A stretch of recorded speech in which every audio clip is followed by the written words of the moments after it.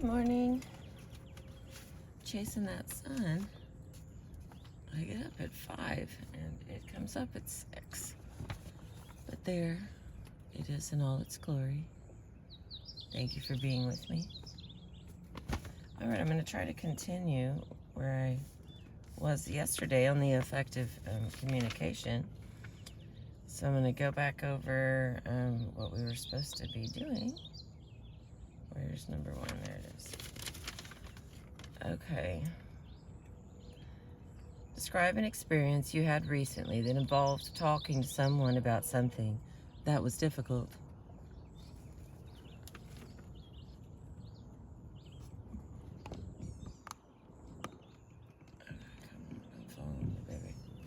All right. And then what happened or what did you observe? Describe what you thought and concluded from this interaction. And how did it make you feel? What were your needs regarding this situation? And then develop a clear statement you could have used in communicating with the other person.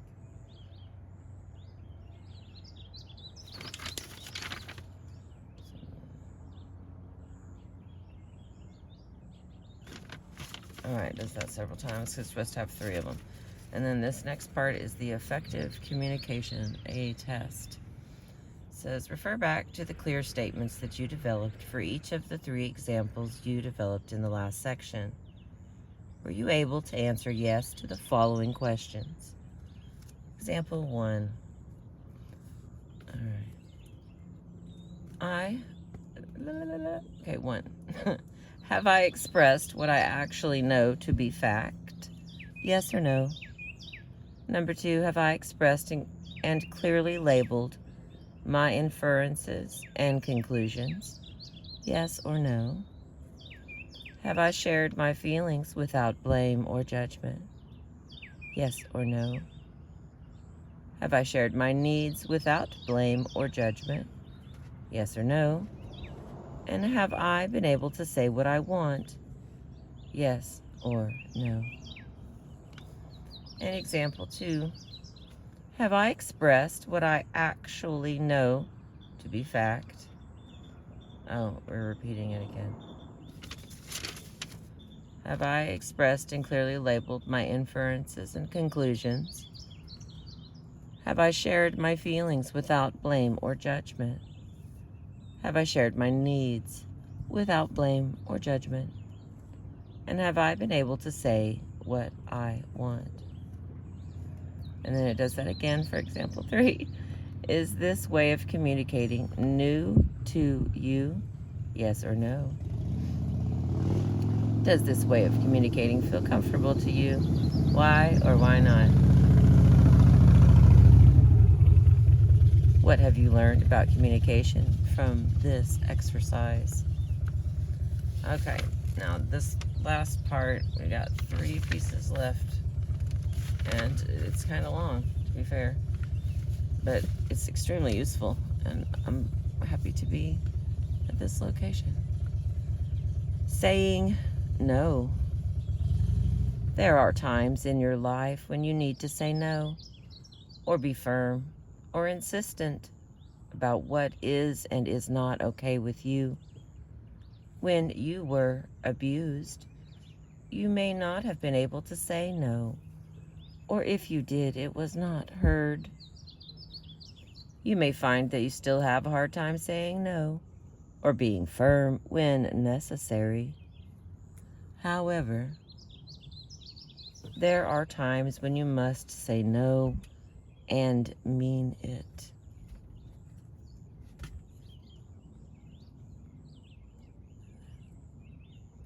You may need to practice this over and over again in front of a mirror or whenever you have some free time.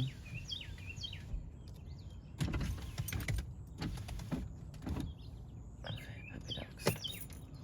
Sometimes another person will try to talk you into whatever it is that they want, even after you say no. Do not argue or try to convince them your way is right. If you are clear that the answer must be no. Just keep saying no over and over again. If this is hard for you, it may help to repeat this affirmation to yourself.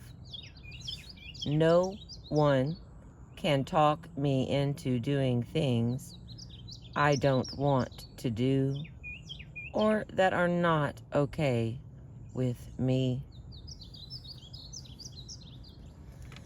And then it says, list some times when no is all you need to say. No, I do not eat sauerkraut. Nobody can make me. Oh, spider. What are you doing, friend? You're in the wrong spot. Don't. Stay out there, please. Little guy. Oh, hell. And he jumps. Sorry. I apologize for that interruption. Here in nature, I have to fight a lot of things in the wild. Okay, the next question.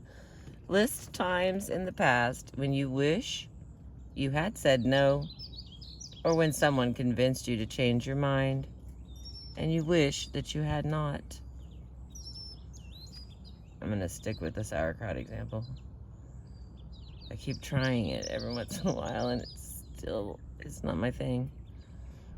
And it's like the only thing that's not my thing is I don't like sauerkraut. It's kind of the only thing. Anyway, okay. List times in the past when you wish you had said no, or when someone convinced you to change your mind and you wish that you had not. All right, self-disclosure is the next category. Talking about yourself and your experiences to a person who is trustworthy and supportive helps the recovery process. However, women who have been abused are often reluctant to share personal details of their lives with others. You may be afraid that others will not want to hear the truth about your life. They don't care enough to listen, or they will invalidate or trivialize significant life experiences. You may be afraid that the listener will disapprove of what you are saying or will reject you if they know about your life. There are many benefits of sharing information about yourself with others. However, and here's our bullet points. Increased understanding of yourself. Often our thoughts, feelings, and needs are confused until we put them into words. In order for someone else to understand what you are saying, you have to organize your thoughts in a way that can also help you better understand yourself. And the next, closer relationships. Relationships deepen when you share intimate details of your life with someone you care about. And the next, improved communication. As you share more openly with others, you will notice that they share more openly with you. And the next, alleviation of guilt. Women who have been abused often feel so guilty that their self-esteem and life enjoyment are affected. When you share feelings of guilt, you no longer have to keep your guilt hidden, and you can look more closely at the reality of the guilt. Self-disclosure begins the process of letting go of feelings of guilt. And this final one, increased energy. Keeping important information about you and your life hidden inside you takes energy. As you share with others, you will notice feelings of relief, which leads to higher energy levels. You might begin the process of sharing the details of your life with a counselor or one or more close friends. Or you might join a support group where you can share with others who have had similar life experiences. Many people use peer counseling to effectively share information about themselves in a safe and supportive way. The following is information about this, and you may wish to give it a try. All right, this is the last, then we'll have the optional and things to remember, but I'm almost done, so this one's kind of long, but it was really good, so I hope you'll stay with me. Peer counseling, peer, P-E-E-R. Peer counseling is a structured way of sharing the intimate details of your life. It can help you express your feelings, understand your problems, discover some helpful action you can take, and eventually feel better. It provides an opportunity to express yourself any way you choose, while supported by a trusted friend. When used consistently, it is a free, safe, and effective self-help tool. Peer counseling also provides you with an opportunity to give support to someone else and hear the details of his or her life. Both of these aspects of peer counseling will help you. Peer counseling is not the same as working with a professional counselor, therapist, or mental health worker. A counselor or therapist has special skills and experience that they use to provide you with assistance in dealing with issues in your life. A peer counselor only listens and does not give advice. Peer counseling is not the same as conversation in that no attempt is made to ensure equal time. There is no give and take. Instead, in a peer counseling session, two people who like and trust each other agree to spend a previously agreed upon amount of time together, dividing the time equally, addressing and paying attention to each other's issues. For instance, if you have decided you will spend an hour together, the first half hour is focused on one person, and the second half hour on the other person. Sessions can be as short or as long as the two participants would like them to be. Often the length of time is predetermined by the demands of busy lives and hectic schedules. Various formats can be powerful and effective in their own way. Most people choose to do it for 1 hour, with each person sharing for half an hour.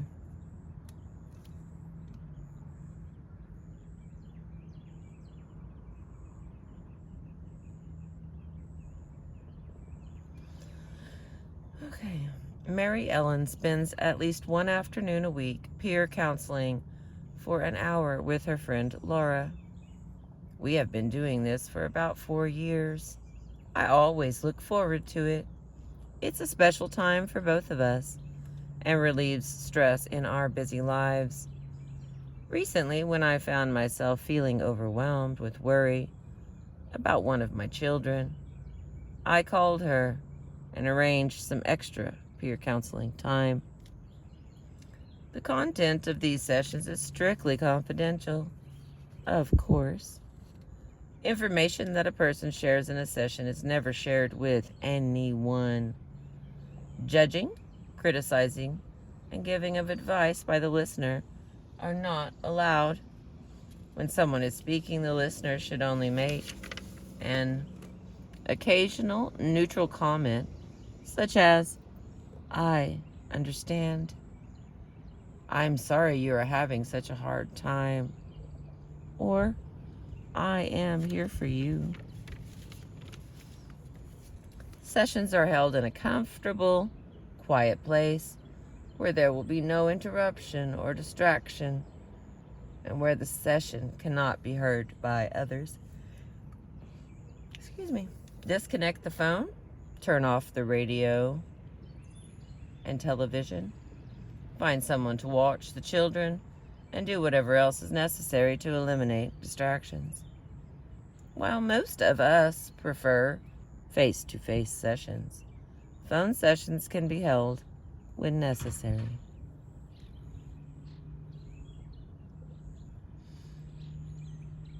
The content of the session is determined by the speaker, who can use his or her time any way he or she chooses. This may include crying, trembling, ranting, indignant storming, laughter, yawning, shaking, singing, or punching a pillow. You may want to spend time planning your life and goals. All right, you may want to spend some time planning your life and goals. You may find it useful to focus on one issue and keep coming back to it despite feelings of wanting to avoid it. At other times, you may find yourself switching from subject to subject. At the beginning of a session, you may want to focus on one particular issue, but as you proceed, you may find other issues coming up that do take precedence. All of this is up to you. The person who is listening and paying attention needs to do only that. At the beginning of a session, the listener can ask the speaker to share several good things.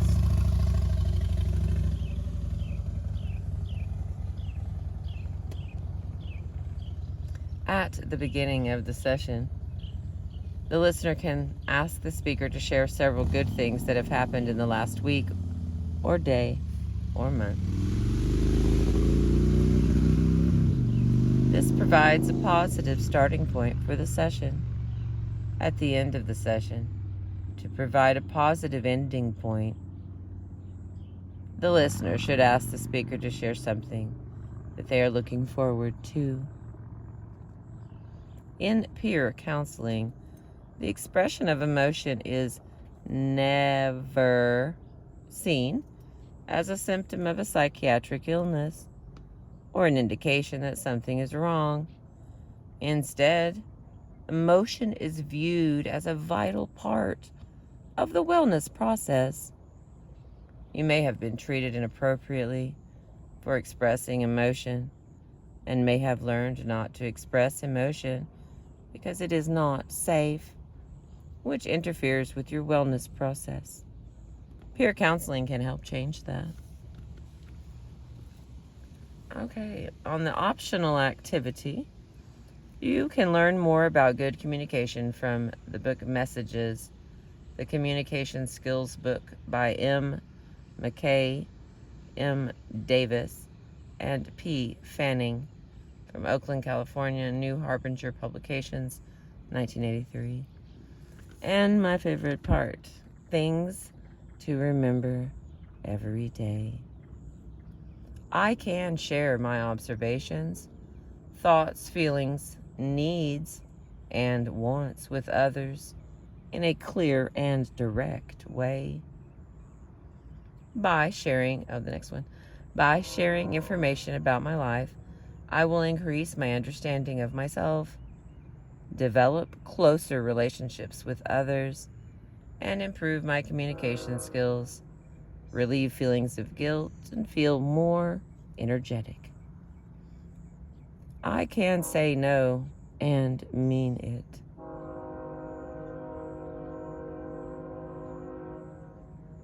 No one can talk me into doing things I do not want to do or that are not okay with me. This has been the second half of communication, making yourself understood. Topic 25, from healing the trauma of abuse.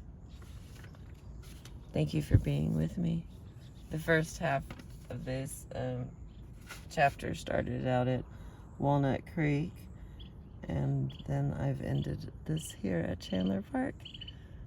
where my eagles go, but it is way too early for them. Thank you for being with me. I appreciate you.